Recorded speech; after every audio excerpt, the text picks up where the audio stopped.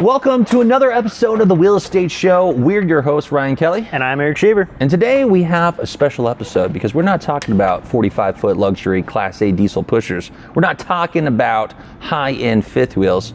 We're talking about going back to our roots. Man, fire, nature. And a super expensive trailer.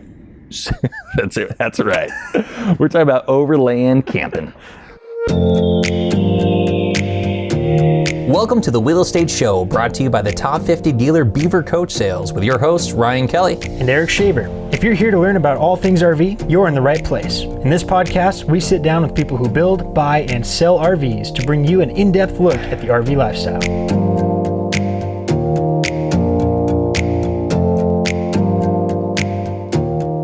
So Eric, overland camping, talk to me a little bit about what the heck that is for our viewers who don't know. What's going on there? This has been a pretty new thing to the term and the whole lifestyle has been a pretty new thing to America. It's been going on around the world for many years. The way it started was in Australia, actually. That's where the term overland was coined. And they would travel long distances moving cattle. And that was they called it overlanding. They were moving and creating roads for very long distances and long miles across the outback. So overlanding has now become essentially just traveling long distances on dirt roads, being completely self-sufficient and camping along the way. And it can be anything from, you know, a mountain bike with a backpack all the way up to the earth roamers and the crazy stuff. But most people are gonna liken it to like a Jeep towing a trailer, or with a pop-up rooftop tent. That's been a super popular way of overlanding, and it's been growing in popularity like crazy lately. Wow. So I'll tell you what's funny is we did a very similar thing here in the U.S. with driving cattle and, you know, the Oregon Trail and all that, but I don't think the Oregon trailing would have had not quite the same tune as overlanding. So I think they really beat us to that name. Gotta hand it to the Australians. Yeah, not just for inventing the British. Yeah, good for them. I'm not sure if that's right, but that's close. These overland campers, we just picked them up. They're called Vorshear. Pretty stinking cool. So the reason why we picked them up is, first of all, they were available, which makes sense. That's an important one. Secondly, like 95% of everything on here is built in the U.S. The steel, the parts, the everything. So anyway, overlanding has been kind of sweeping this nation by crazy. The Overland Expo West, the one in Flagstaff, Arizona, we're talking about like 20,000 people coming out to it in 2019 before the COVIDs. It's been a really, really big deal here in the U.S. But you want to talk a little bit about, you hop in this rig, you got your Jeep, you got this rig, you go out on the dirt roads and stuff. What does that lifestyle look like? What's the appeal? What's the draw for people?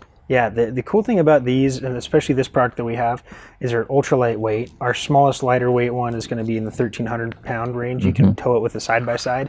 So you can tow it with a really, really small vehicle and still be comfortable out in the boonies. And then the one behind us, this is one of their bigger, you know, more beefy versions. It's going to be about 2550 dry weight. And you have 23 inches of clearance. And anybody that's into off-roading, which is a whole nother, you know, scope of outdoor adventure.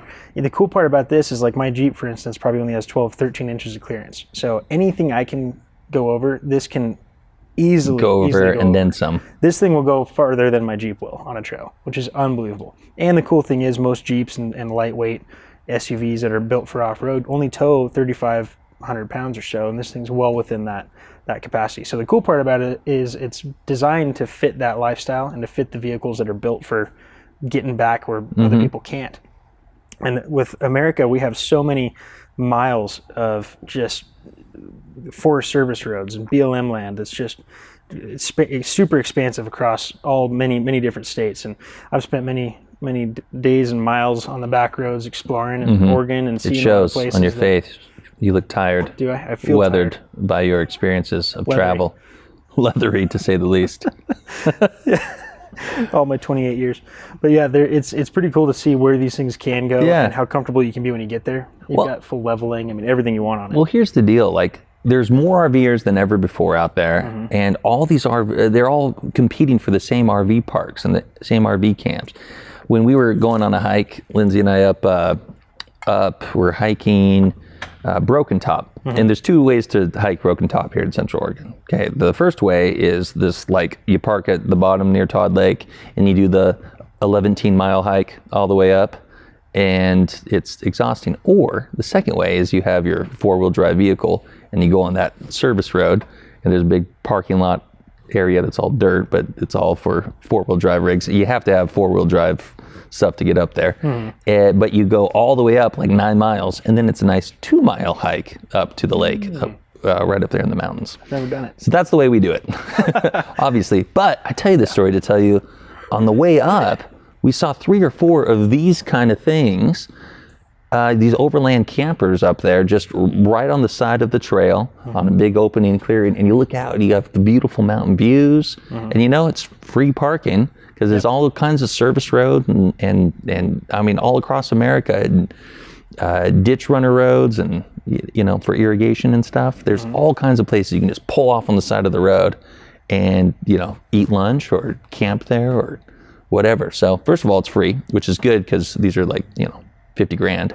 And then second, it's just places that you can't get with a regular RV, or you can't really get with you got your truck and a cooler, which only gets you so far. These things have like 30-gallon fuel or 30-gallon water capacities, and you have a whole giant Dometic cooler.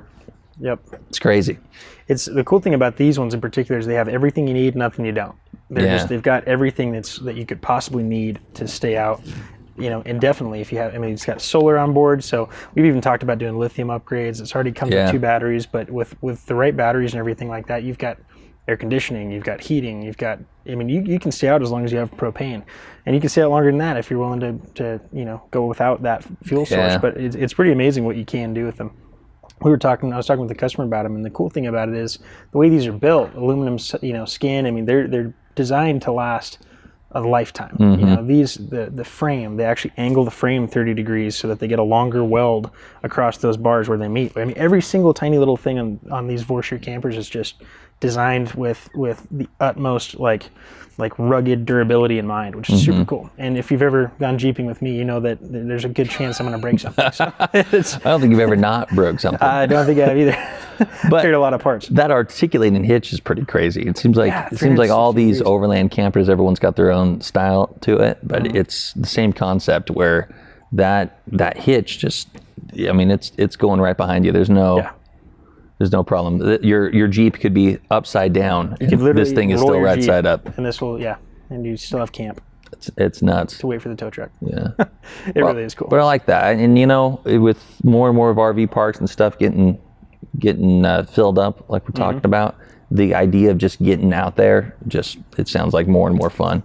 Yeah, that's one of the things that no one likes to be crammed into a campsite with full capacity all summer long. And I think it's human nature to want to explore and see places that others haven't, and be out and enjoy wilderness. You know, as much as social as we are, it's nice to be able to get out and just feel like you're on an adventure. Well, I picture this too. I mean, especially with the big cooler and AC and all the other stuff. I see this too, like soccer moms going to games and stuff, and then you got this huge tent kitchen out here. You got a whole cooler. Yeah. You got the Spray the kids off. Spray the kids off before you hop in the old minivan or the Suburb.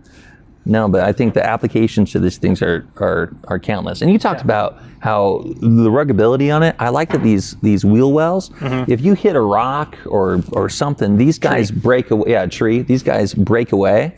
So this whole thing would rip off without causing damage to the body.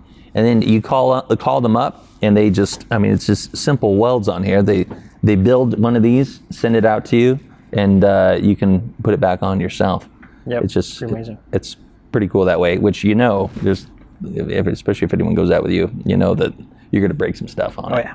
So you want to make sure that you're not causing any structural damage, things like that. So they kind of think of everything there. So the applications, whether you're going way out into the old backwoods, or if you're just want a cooler and a tent and a cool setup, there's a lot of applications to these guys.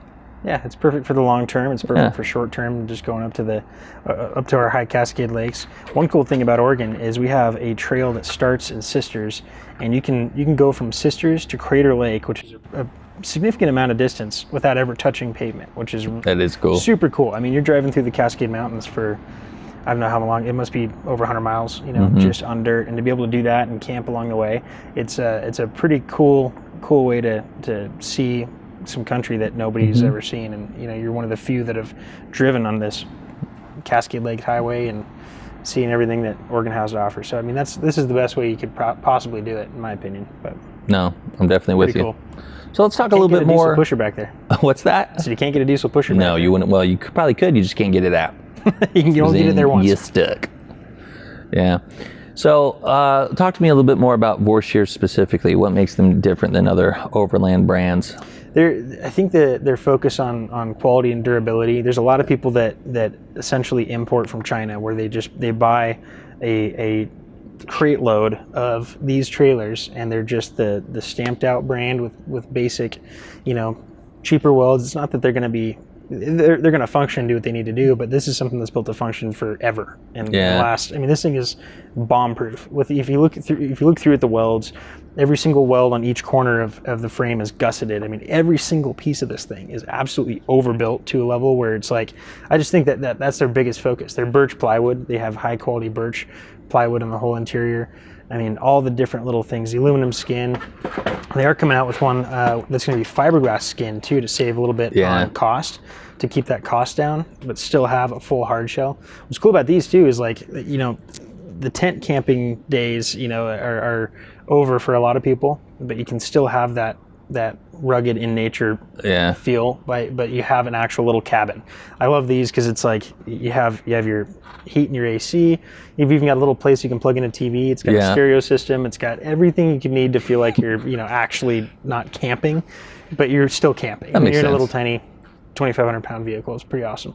So I think they're focused on durability and long term, you know, last. This is a product that's going to last, and you're not going to have to buy another one in the next 4 or 5 years, like a lot of them. And that's the thing. I think that a lot of brands focus on that first sale, and they don't focus on, you know, how is this thing gonna really last? I mean, they use full BF Goodrich tires. These are a truck tire or a Jeep tire. And you know, these 35s is pretty 35s. stout. Yeah. Oh, which reminds me, one cool thing too is you can actually order them with the 5-lug pattern for a Jeep, which means all 3 wheels and your spare would fit on your Jeep. That's cool. So it's basically helping you. You can leave your spare at home, and you have a spare tire on your trailer, which I think is pretty cool. That is neat. If you had to leave this back in the woods, but get yourself out with your Jeep, you could do it. I did not know that. I know, it's pretty sweet. That's very cool. Yeah. So. Well, you know, and these $30 Coleman tents you get at Walmart or whatever, that's you go out camping with your loved one. Yeah. That's like marriage. That's marriage counseling. It's free marriage counseling. It's free marriage counseling right there, because having put up a tent with my wife multiple times, when we first got together, that was her idea of camping. It's just tent camping. We're never getting an RV. Yeah. We're not doing it. Tent camping is the way to go. Well, putting up those tents with her was just about, you know, you crawl into that thing and you're already at each other's throats. This is like a marriage retreat. Way better than marriage counseling. This is like, it's a lot more plug and play, and you're ready to roll. I can't believe how easy this awning was. It only took 6 sales guys to get it out.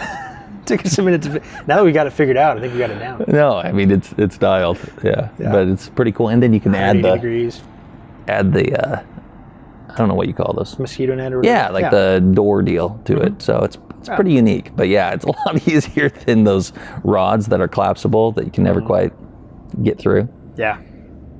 It's a pretty sweet setup. I feel like they thought of all the right things, and all the things are going to make a huge difference when you're in the backwoods camping in a.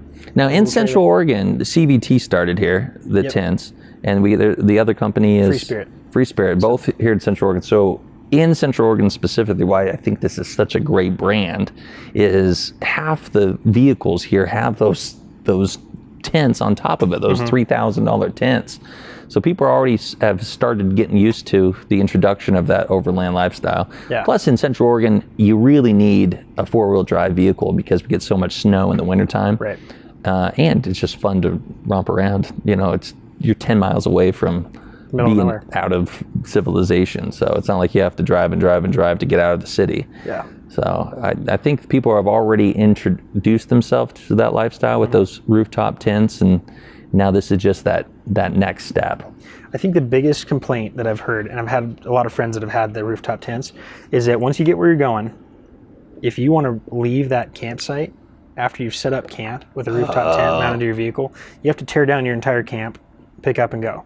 That makes sense. That's been one thing that the reason I haven't gotten one yet is because I'm like, man, if I want to go there, especially if I'm in my Jeep, half the reason anyway, I'm probably going to go jeeping. Yeah. So if I'm going to do that, I can't get to camp, so then you're setting your tent up at, 10 o'clock at night or 9 o'clock at night, and mosquitoes are out, and you're, cussing, and you're upset because you got to set your tent up in the middle of the night with a headlamp that you forgot batteries for. So, not that it's happened, but it's a totally different experience when you can drop this thing and go. Like, we talk about hunting season all the time, and when October rolls around and you're out in the middle of nowhere, like, you need to be able to cover ground, and you need to be able to do it quickly. You need to unhook the Jeep and rock and roll. And you can't do that if you have a rooftop tent. So if you have a rooftop tent mounted to a trailer that you can detach and leave at camp, it just makes it so much more, so much more fun and easy going, because you know that you can get out, and even if you just got to run into town and fuel up or get water that you forgot, because that's never happened either. There's a lot of options you have by leaving this behind and having a defined camp. Put out your awning. You can leave this thing here for 3 days and leave your solar panel out and you're good to go. So I think that's a huge defining difference by going to something like this as opposed to going to just a rooftop tent. The sheer versatility of it. Yeah, and being able to leave it and actually have a camp. I mean, that's what people love about travel trailers as it is. But now you have a travel trailer that can go with you to places that it couldn't before. There's a lot of travel trailers that I wouldn't take on a lot of the roads that I've gone down. Yeah. And this thing will go anywhere. So. Well, what I like, the whole idea about hunting season, what would be really cool is because you can pull the smaller one with the side-by-side, is you get like the XP 1000, the enclosed cab, like Polaris, and you pull that little one behind and get way up there, and then now you're already 10 miles into your spot, and then hike out from there instead of having to hike in, camp, and then hike over to where you're trying to go, because there's a lot of Oregon. Oregon's a big old state. But there's also, where you go hunting, there's so many service roads and stuff that you can take, those kind of vehicles, off-roading vehicles, where that would be a slick set. I know every state's like that. Yeah. Every state's going to have except for Texas. Spot. A lot of private land in Texas, which is surprising. Good for them. The cool part about stuff like that, especially like regarding hunting, is like your whole goal is to not see people, and to find places where there are not other people. And so by going a lot of these places, you're just trying to figure out, what's the highest barrier to entry. If they can't get up there, if there's less people that are going to get up there, then you have a better odds of being alone when you're hunting, as opposed to running into 17 dudes like I did last year. On the flip side too, or like maybe in addition to that, when you don't get the rooftop tent on like this model, because you already got the cab on the inside here for sleeping, then you have that entire rooftop where you can storage and you can kill an animal and strap it up there. Yes. And drag it all the way back, instead of you having to, because that's part of it too, is you can only go so far from camp when you're hunting, because if you kill something, you got to, it's a long hike out. That's a lot of hike out with, animal strapped to your back. It's true. So something to think about. Yeah. Storage is a big deal on these. And that's the cool part about these too, is they have storage. You got firewood storage, and you have a hitch on the back. The crazy thing about these is they have a I know. Yeah, that's right. They have a hitch that is capable, not that you should ever do it, but capable of carrying, I think, up to 5,000 pounds. Yeah. Is how it's built. I think that's a good point. You never want to put more than like 600 pounds on it, because the tongue will be too heavy, or too light. But it's one of those things, like, 5,000 pounds? They didn't need to do that. Well, and it's a 170 tongue weight too. Yeah, weighs nothing. You can move these around by hand. We push them around the showroom all the time because they weigh nothing. Well, when you brought the big kitchen out the back the first time, and we were on that little bit of a hill, kind of popped a wheelie. Yeah. So they're super light. But you're right. Now, picture this. Now, if you're in Idaho, you can't do this in Oregon, unfortunately, because of Oregon DNV laws.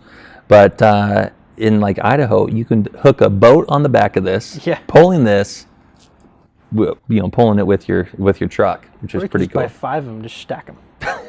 If you wanted to. Why not? Get a whole corral. Yeah. The opportunities are endless. Yeah. So just a completely different way of camping, where you're getting out into nature, like deep into nature. You're not going to see a whole lot of other people. You don't have to worry about fees and paying for a 30, 40 foot spot at a campsite when you're not going to need all of that. Now you actually have, a 1,000 acre campsite way Yeah, out way out in nature, and it's just a versatile rig that's probably going to outrun your Jeep. Yep. So pretty cool. It's a growing market, and a lot of people that are trying it out are realizing how much fun it is. And like you mentioned, like a big draw is just being away from people. Yeah. It's like getting out of the crowds, and especially like you said at the beginning with crowded campsites. You know, we've sold more motorhomes and trailers than we've ever sold, and that's an awesome thing. But it does mean that the campsites are more and more crowded. They're harder to find spots. And, well, it's like a part-time job now. If you want to plan a trip, you need to in advance figure out every campsite that you're going to be at, and then you have to book those campsites in conjunction with that, you know. And so it's like just booking campsites right now is a part-time job for customers. Yeah, it seriously is. This takes away from all that. It gets you out and back to the roots and out in the middle of nowhere, where some of the best views and the best campsites are. So I think what would be really fun is if we get a little bit like a Beaver Coach Sales, shameless plug to the company that we work for, like a travel club. Yeah, and we get in these things and we go out. So I'm throwing that idea out there in advance.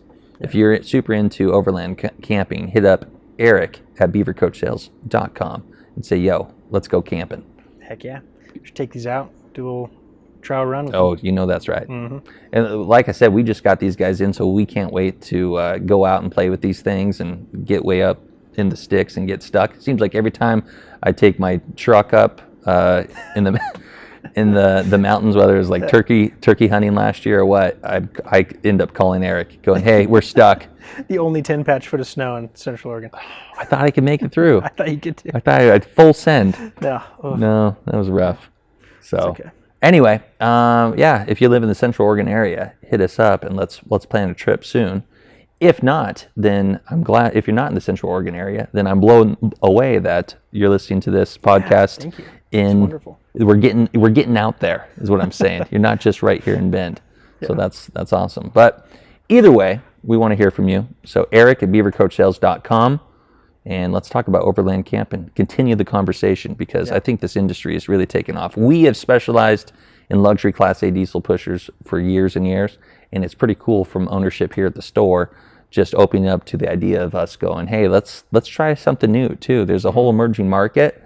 Let's try to be the first to it in Central Oregon, and just do this really well. So we just got this product. Come down and check it out. Pretty cool stuff. We're going to have more and more videos about it. I know Eric's going to do a walkthrough video on one of these, and then just kind of see what we got coming down the pipeline, because there's some exciting stuff.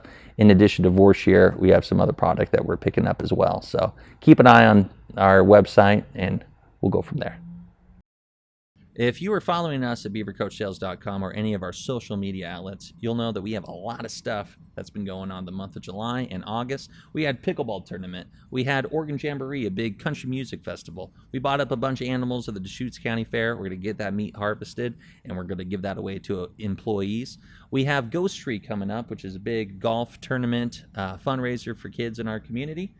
We just have so much stuff going on right now. But we would love for you to be a part of all of our events coming up down the road. We have a big international beaver rally that's going to be in September. That's completely booked out, unfortunately. But be looking for our rallies, because they're a ton of fun, and we have another one going on a year from September. So pretty cool stuff going on here at Beaver Coach Sales and Service. Thank you for sponsoring this show. With that, I'm Ryan Kelly. I'm Eric Shaver. And we'll see you down the road.